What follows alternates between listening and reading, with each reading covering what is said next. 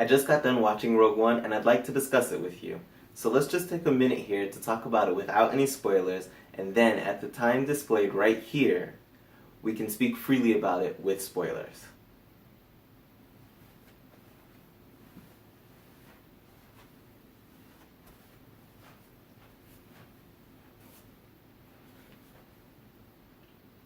Okay, so I'm sure you're expecting me to tell you how I felt about this movie, and I will. That's why I have a little chart right here to help me explain. So as you can see with this graph, the movie did not get off to a good start. But if you sit with it just for a little while, it will quickly pick up. Now I'm not saying it will be that difficult to sit through the beginning because there's actually a lot that happens that grabs you. My problem is that there's too many things that grab you and you don't know where you're going. But soon you'll clearly see who it is you're meant to take this journey with, and the tone is finally set. Also, as you can see from this chart, majority of the movie spent its time above the line between good movie and bad, but I guess it's the beginning that throws it off to some people. Okay, so next let's talk about the characters in this. There isn't anyone that I'd exactly say did a bad job, but there is one that bothers me, and I'll keep the names out to avoid spoilers. But my argument's not even with the actor, it's more along with the director, writer, and the people who were in charge of the effects.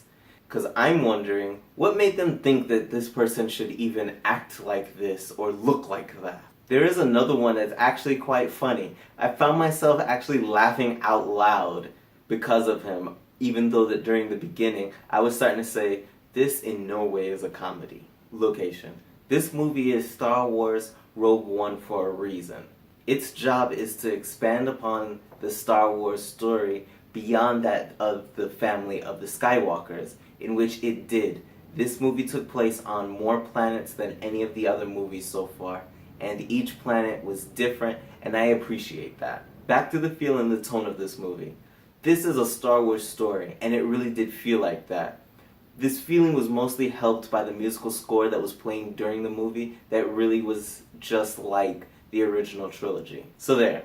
I've given my opinion without getting into any of the spoilers, and I hope that you can take this as you too should go watch this movie. But only if you've seen episodes 4 through 6.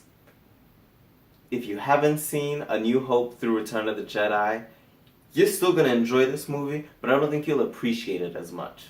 It's almost like how I say Revenge of the Sith is a good movie in the way that you get to see the fall of Anakin Skywalker, which this movie is way better than in every way. I like seeing a story end well. I like having my loose ends tied up. So, seeing the original trilogy is strongly recommended, but either way, you're gonna want to see this movie. So this is the official spoiler warning. So for all of you who have not seen the movie and don't want any spoilers, now's the time to go ahead and go see the movie and then come back and you can start back from this point. Or you can rewatch the whole video to get a refresher now that you've seen the movie. But either way, from here on out, there will be spoilers. Darth Vader, why? Why did they do that? You know what?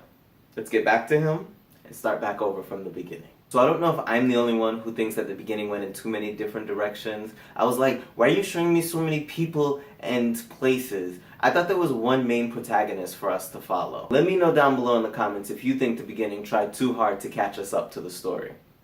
But eventually it did. We did realize that it's Jin who we're going to follow. And that's a part of why I liked this movie. Not because of Jin, but because if there was any doubt that I had or anything that I wasn't sure of, it eventually cleared up. Except for the Darth Vader. You know what? Not Darth Vader. We're not going to talk about him yet. Let's continue. But speaking of people from prior movies, there were a lot of cameos in this. I wonder if Rey's parents were. Something to think about. I mean, I almost said Jin was, but we know that's not it.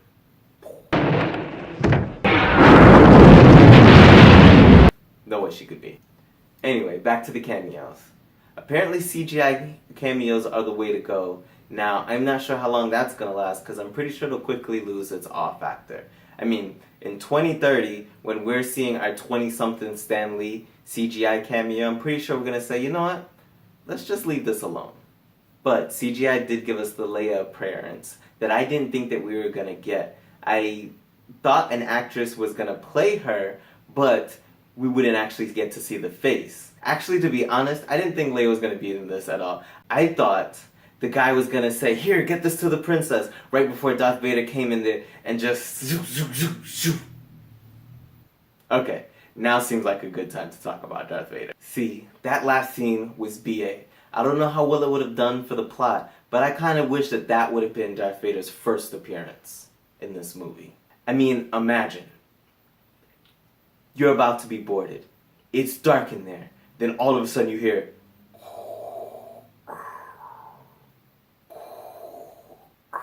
and then you see that red lightsaber go... I mean, you know you're screwed after that. Because Darth Vader just ran right through those people. Ah, man. That scene was great. I just don't know why they did Darth Vader before this scene. Because what they did to him before this scene, it's like, why did he look like that? I mean, didn't they see the scene where his mask got assembled? Don't they know that that is a helmet on top of a face mask with his breathing apparatus? I mean, this time, he looked completely like he was wearing the whole helmet on top of his head. Either way, I hated him in this movie until that last scene.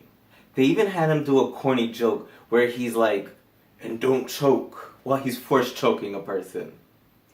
Alright, it kind of sounded funny when I was saying it, but it definitely was not funny during the movie and it had no place there. I don't need Darth Vader making jokes. Oh, that scene was great. It brought back the fear you're supposed to feel when you hear Darth Vader.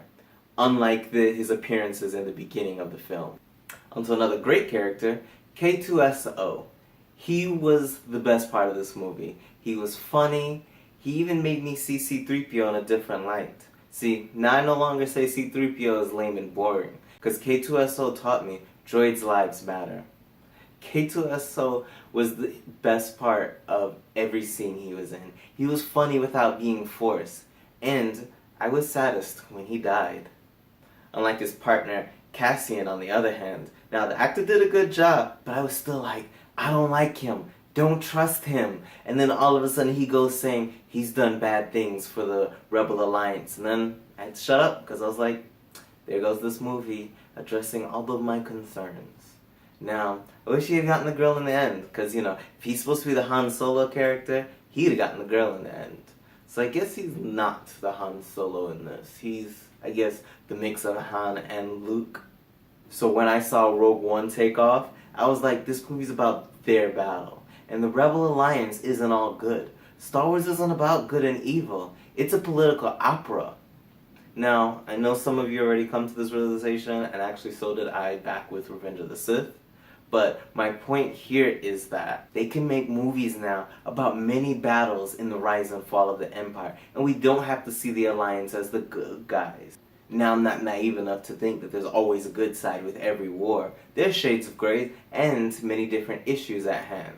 But I feel like this gives us the opportunity to follow a character who's trying to save his planet. I don't know, maybe he's a spy. And the plot twist is that he's on the side of the Empire, and we spent the whole movie not liking the rebels. I don't expect that. I'm just saying it's possible. Because I know that they're too afraid to make it seem like even the good guys are technically bad when you're invading a territory that doesn't want to be saved.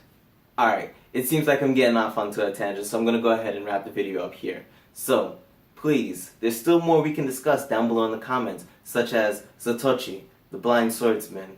Now, I'm not saying that was his name in the movie, but that is who Ip Man was portraying. Or, we could talk about the Force-sensitive people and those with Force knowledge who still aren't able to control the Force. Or we could talk about Jin, or just your overall views on this movie. Also, please, hit the subscribe button to stay up to date on new videos such as this and other comic book / nerd related videos. Thanks for watching. Until next time, Brian out. Hey, just wanted to let you guys know, I really appreciate you watching my videos. Please, don't forget to subscribe for more videos. And please, give this video a thumbs up if you liked it, or a thumbs down if you didn't. Although I'm guessing if you're still watching it, you liked it. Also, just to let you know, once again, got another one of my Instagram images up here, so if you like it, you should go check me out on Instagram too. Thanks. Until next time, Brian out.